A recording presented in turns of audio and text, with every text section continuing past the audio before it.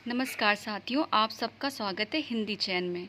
जैसे कि मैंने अपने फर्स्ट वीडियो में बताया था कि मैं जो भी तैयारी करूंगी आप सबके साथ शेयर करूंगी। जो हम लोग क्लासेस में कर रहे हैं वो तो इम्पॉर्टेंट है ही है, लेकिन साथ साथ में हमें बुक भी रीड करना बहुत ज़रूरी है। तो आज से मैं शुरू कर रही हूँ हिंदी साहित्य का इतिहास, आचार्य रामचंद्र शुक्ल की बुक। ठीक है, इसको देखिए मैं ऐसे शुरू करूँगी। देखिए इसका इंडेक्स तो आप पहले देख लीजिए। इंडेक्स आप देखेंगे तो आप समझ जाएंगे कि हमें पढ़ना क्या क्या है। देखिए इन्होंने दे रखा हुआ है आदिकाल, जो कि 6 भागों में विभाजित है। प्रकरण 1, 2, 3 है। उसके बाद से देखिए सॉरी 4 है, 4 भागों में विभाजित है। उसके बाद से भक्ति काल है, प्रकरण 1 है ये, फिर प्रकरण 2 है, 3 है, 4 है, 5 है, फिर 6 भागों में विभाजित है।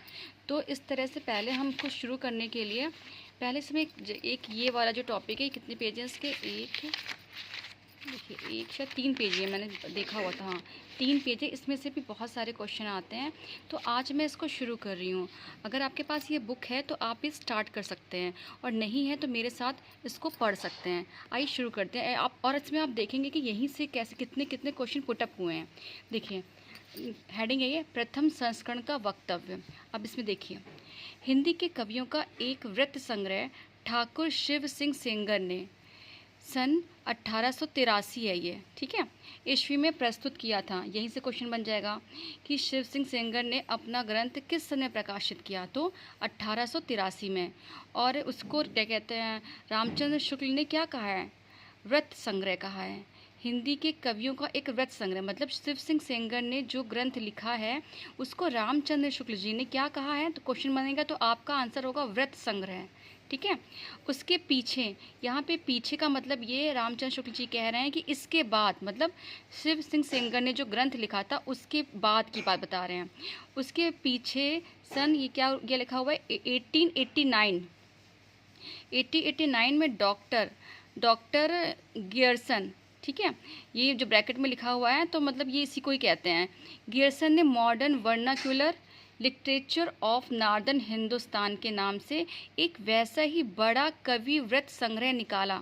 अब यहाँ पर देखिए, जो ग्रंथ गियर्सन ने लिखा है उसको रामचंद्र शुक्ल जी ने क्या कहा, ये क्वेश्चन बनेगा।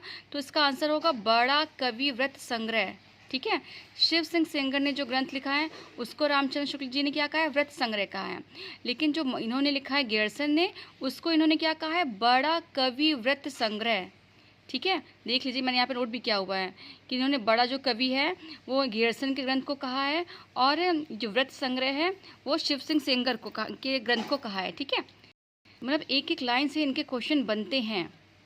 फिर देखिए यहाँ पे लिखा हुआ है, काशी की नागरिक प्रचारणी सभा का ध्यान आरंभ ही में इस बात की ओर गया कि सहस्त्रों हस्तलिखित हिंदी पुस्तकें देश के अनेक भागों में राज पुस्तकालयों तथा लोगों के घरों में अज्ञात पड़ी हैं। अतः सरकार की आर्थिक सहायता से उसने सन 1900 से पुस्तकों की खोज का काम हाथ में लिया, और सन 1911 तक की खोज की अपनी 8 रिपोर्टों में सैकड़ों अज्ञात कवियों तथा ज्ञात कवियों की अज्ञात ग्रंथों का पता लगाया।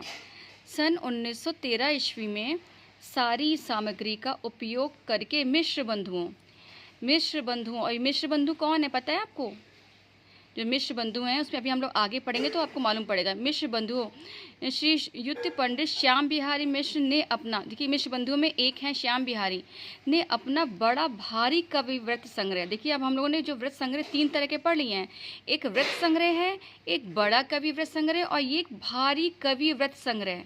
देख लीजिए, अब रामचंद्र शुक्ल जी की लैंग्वेज देख रहे हैं आप, क्या क्या नाम दिया है इन्होंने। ठीक है, इस पर ध्यान देंगे आप।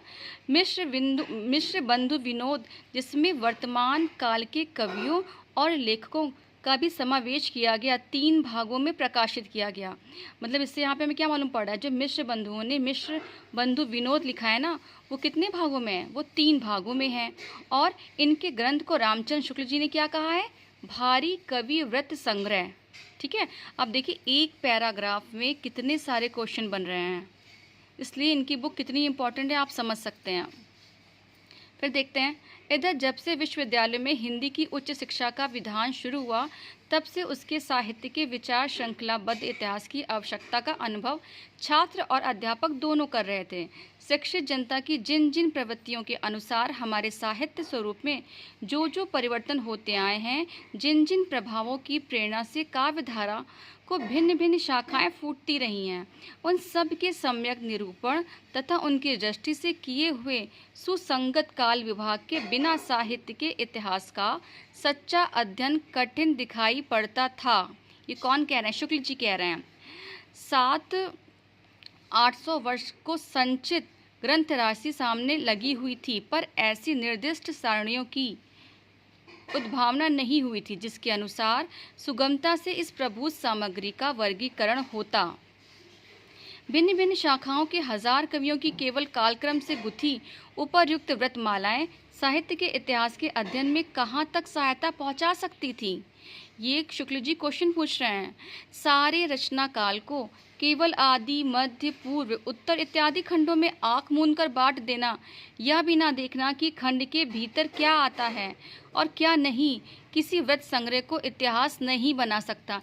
और ये कोटेशन पूछी गई है, ऐसे आपको यहाँ से लेकर के यहाँ तक दे देगा कि सारे रचना काल को केवल आदि, मध्य, पूर्व, उत्तर इत्यादि खंडों में आँख मूंद कर बांट देना, यह भी ना देखना कि खंड के भीतर क्या आता है और क्या नहीं, किसी व्रत संग्रह को इतिहास नहीं बना सकता है। और पूछेगा कि ये कथन किसने कहा है, तो आपका आंसर होगा आचार्य रामचंद्र शुक्ल।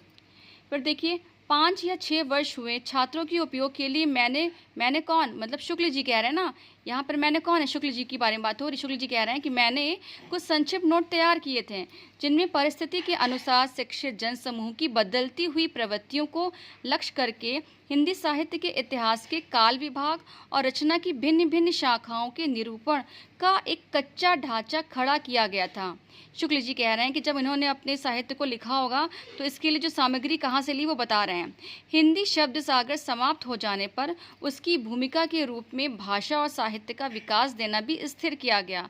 अतः एक नियत समय के भीतर ही यह इतिहास लिखकर पूरा करना पड़ा। कौन सा इतिहास? ये जो हम लोग पढ़ रहे हैं, हिंदी साहित्य का इतिहास।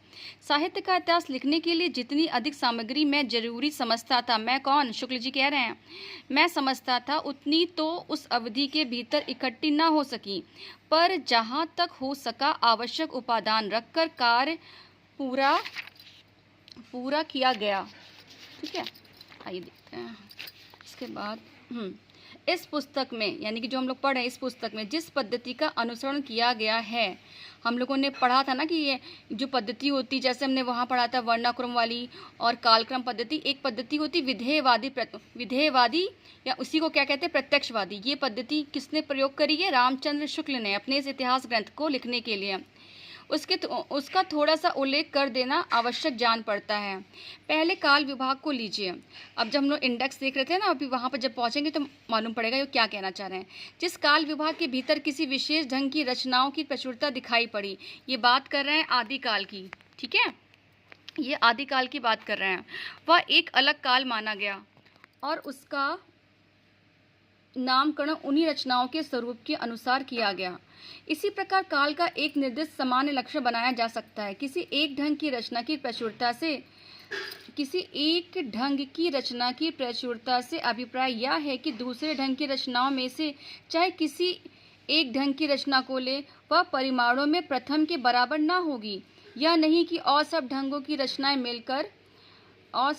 रचनाएं मिलकर भी उसके बराबर ना होंगी।